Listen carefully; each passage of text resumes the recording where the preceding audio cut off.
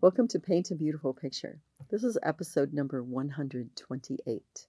Today we're going to talk about intentional latitude. Some people are so rigid. Oh my gracious me. And I want to say this right up front to you. If you are a person who is somewhat threatened or somewhat fearful about what's going on in today's world and how that's impacting your child, and the way that some of the messages that are coming to your child are influencing them or affecting them, this episode is for you. When we're in a relationship with a person and we are so inflexible, sometimes that comes out of insecurity or fear or just a personality type. There are certain kinds of personality types that are just intractable. They're not going to bend at all. And so this person wants a little bit of latitude. Like, I just want to go bowling with my friends, baby. Or I just want to take a night and go out with my girlfriends because I'm losing my mind here with 3 toddlers.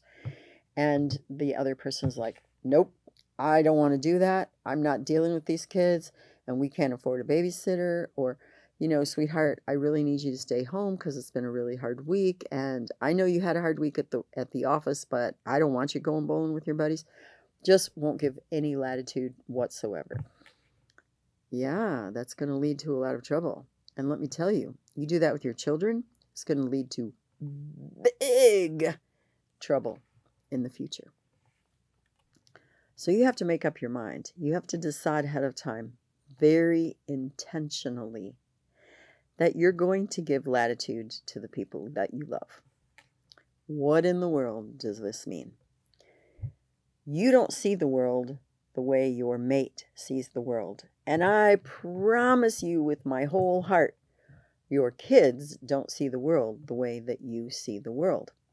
And when you want everybody to see the world the way that you do, and you want to give your kids a certain worldview, and they don't see it like that, there is conflict, and oftentimes there is difficulty. If you can learn to give a little bit of latitude, you stop some of the intensity of that conflict, and you reduce the difficulty. Let me explain this to you. You say to your daughter, I really want you to take ballet. You're so graceful. You're always spinning around. I just think you'll love ballet. And she starts going to ballet because she doesn't know anything about it. She thinks it'll be fun too. But 3 months in, she's like, Mom, I hate ballet. I really do. I just hate ballet. I don't want to do this anymore. You can't make me. If she's 7 or 8 years old, if she's a pretty self-knowledgeable kid and she has a sense of herself and she just hates it, you can keep dragging her there and you can keep spending your money and you're going to cause difficulty because you're giving her no latitude to be who she is. Just because she always loves spinning around doesn't mean she has to love ballet. If she doesn't, okay, you accept that. You actually extend intentional latitude. Okay, sweetheart, I get it. That's all right. Is there anything else you might be interested in? Okay, you don't really want to dance? That's all right. You just want to dance freestyle all by yourself? No big deal. I can handle that. You have to give them latitude. You have a son and he's loved soccer his whole life. He's out there cheering during the finals and everything. And so you think, okay, maybe I'm going to put him on a soccer team. We'll see how he does. And he's 6 weeks in. He's like, Mom, I hate soccer. I like playing it with my friends, but I don't want to do this anymore. Dad, please don't make me play soccer anymore. I've seen this so many times. Parents are like, you're going to do it. You always liked it. I spent the money. I paid for the uniform. I'm not saying they shouldn't finish off the season. That's not what I'm saying. I don't think it's a good thing to set precedents over and over where your kids get to be quitters. That's not my point. But you really need to listen to your child. He absolutely hates it. I mean, like despises it. You say, okay, well, I would like you to finish out this particular season, and you don't have to do it again. You're giving them latitude. They don't want to do this. They're not as interested in this as they thought. It isn't what they expected. Okay? So you have a child, and they've been really excited about painting. They've been doing it their whole life, and they're 14 years old, and suddenly they look at you and they go, I don't like this anymore. You could look at them and say, I've spent thousands of dollars through the years and you've had lessons and you have all this equipment and you have your easel and all your brushes and suddenly you're just going to up and quit? Yeah. You're not giving them any latitude and you're not giving them any grace. You're probably going to tick them off badly enough they're going to get in a massive blow up fight with you. They might even burn or tear up all their stuff. Instead, you might handle it by saying, well, I understand that. I've been really, really excited about some things in my life and lost interest over time. Let's box up most of your things or some of your things. We could leave out your small easel and a canvas or two in case maybe in a couple months you want to. No, I already told you. Okay, great. Let's box up all your things. We'll put them up. Maybe in the future that interest will come again, but for the moment, let's go ahead and just put things up. See, you're giving them a lot of latitude.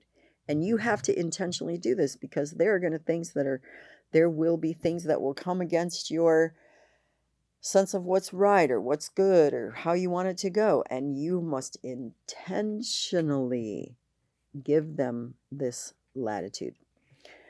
All right, I'm not going to give you the specific illustration. I'm not certain that my son would be comfortable with that. But I will say that I came across an issue with my son in his teen years. I did not like it. I did not agree with it. He was pretty adamant that he wanted to do this, and I gave him latitude. I let him do it. He probably did it for 7 or 8 months. Then he found out it wasn't everything that he thought it was going to be, and he pulled back out. And we had a great discussion after that, and he thanked me. He thanked me rather profusely that I allowed him to make that decision. I respected his decision, and I let him find out on his own why it was a mistake. I think he learned just one of the most valuable lessons of his life in that experience, and it wouldn't have ever happened if I had not given him some latitude. All right, you have a 15-year-old daughter. She wants to go out with this 19-year-old guy. In that event, I have to tell you, I might not give her too much latitude, just so you know. But let's describe how this could happen. She says, Dad, I really like this guy. Like, I'm crazy about this guy. I want to go out. And you said, you've known your whole life you can't even date until you're 16. I know, Dad, but I'm going to be 16 in 4 months. Like, what's the big deal? All right, so here's how you extend latitude. You say, I'll tell you what. You can't go anywhere with this guy. You're too young, and frankly, he's too old.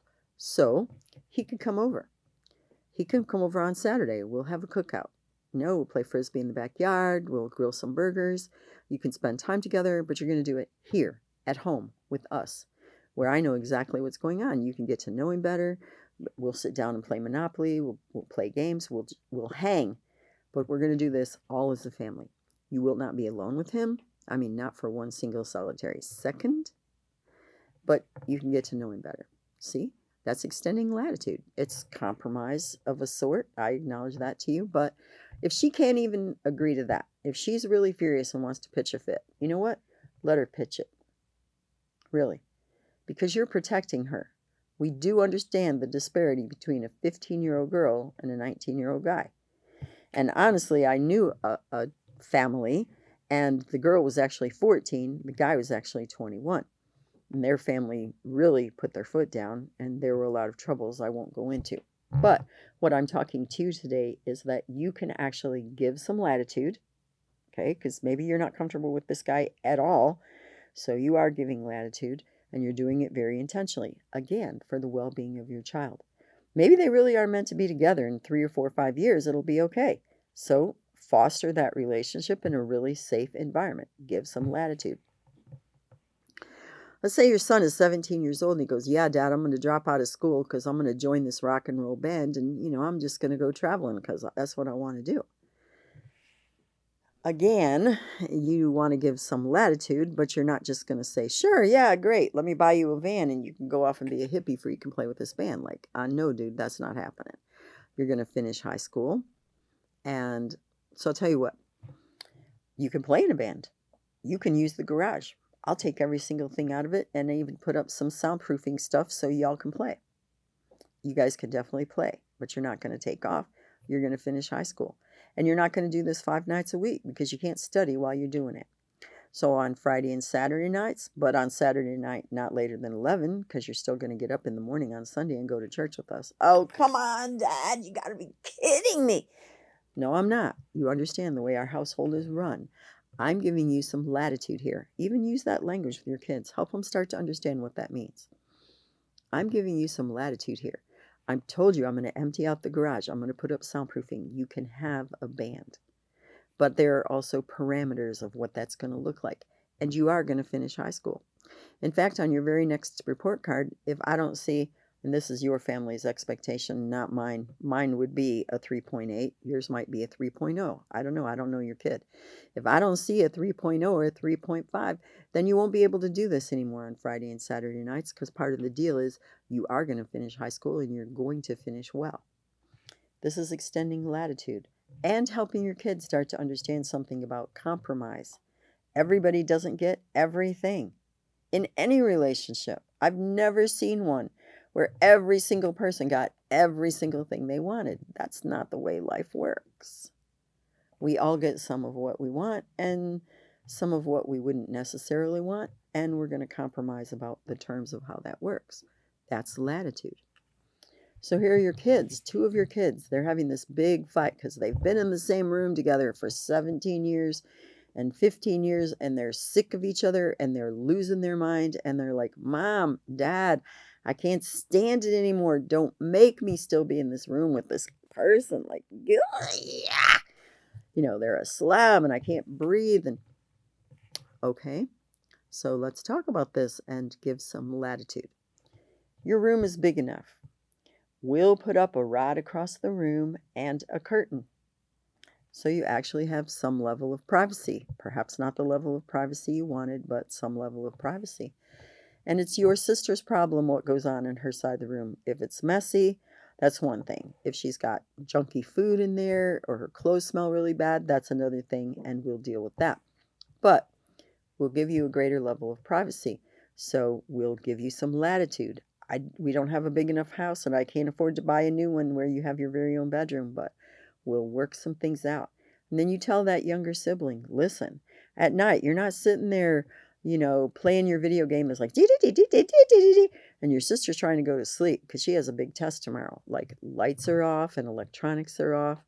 You start to see how all this parenting stuff builds on itself, because yesterday when we talked about an affectionate limit and how you establish limits, yeah, it bleeds over into every part of your life. And so what you do is say, we're going to give you some latitude here. I know you need your own space, but we don't have an extra room. Or if you do have an extra room and it's your office space or it's your sewing area or it's an exercise room, whatever, you can say, all right, let's talk. I'll give you some latitude. I'll let you have your bed in this room so you don't have to sleep in the room with your sister. I can't give up my office. I need it. I can't give up my sewing space. It's what I use to do alterations and things, and it's part of where I make money. But we'll let you put your bed in there. You don't have to sleep in the same room with your sister since you don't think that she takes showers enough and she smells bad. And I'm going to give you some latitude in your request for greater privacy or more space of your own. You start to get the idea that you're going to give your child latitude. Now I'm going to give you the big gun, because it's definitely going to happen to some of you, and I do really get that it's difficult.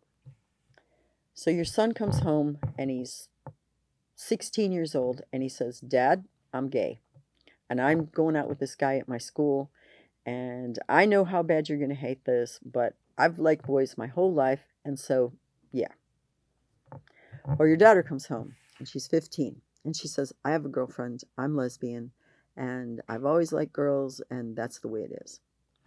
And you are freaking out major league, right? Because, wow, that's not the way you raised your kid, and that is not what you were expecting. Listen to me really carefully. If you blow up, if you act like a jerk, you have a fit, you yell and scream, I raised you better than this, and etc., etc., all you're going to do is drive your child farther away. Your goal in life is to make sure that your child knows how much you love her, how much you love him, and how for the rest of their life, regardless of what goes on, you're going to continue to be their parent. You're going to continue to love them. So let me help you. You say to them, I do not approve of this. You know this already. That's why you were afraid to talk to me about this. And yet, I love you. I don't have to like your choice. I don't have to agree with your choice. Frankly, I don't. But I love you. So what are we going to do? Did you get that? You gave them enough latitude that you are not tearing into them. You are not insulting them. You are not assaulting them. You are acknowledging that you don't like it. You don't approve of it. But you love them. This is merely a starting point. Okay? But I really want you to get this. That even in your kids' worst case scenario choices, that you give them a certain amount of latitude as a human being who is an individual who can in fact choose things that you do not agree with or you even recognize as morally wrong and still love them in it. In it. I'm going to explain this to you really briefly, and I really want to hear from you about this because I think it's a big deal. God loves us in our mess. He doesn't come and get us and drag us out of it. He loves us in it. And he keeps on loving us through it. And much of the time, though not always, he loves us out of it. And we as parents, that's our job. Love them in it. Love them through it. Maybe love them out of it. Give your kids some intentional latitude. Give your spouse some intentional latitude. Learn to let go of all that control. Learn to respect that person. Give them some latitude. Your question for today is, how am I doing at giving latitude to those I love? This is not easy stuff. I really want you to know this. It is so hard. And I have lived this one as a mom. I hope in some way this has encouraged you and helped you out in your family. Thank you for being with me today on Paint a Beautiful Picture. You may find additional information on our paintabeautifulpicture.com website. Additionally, you may watch me on Rumble, and you may also listen to a podcast on Buzzsprout or Spreaker, all under the name Paint a Beautiful Picture. If you like this video, please give me a thumbs up. You may subscribe, and if you are interested in receiving notifications, please hit the notifications button.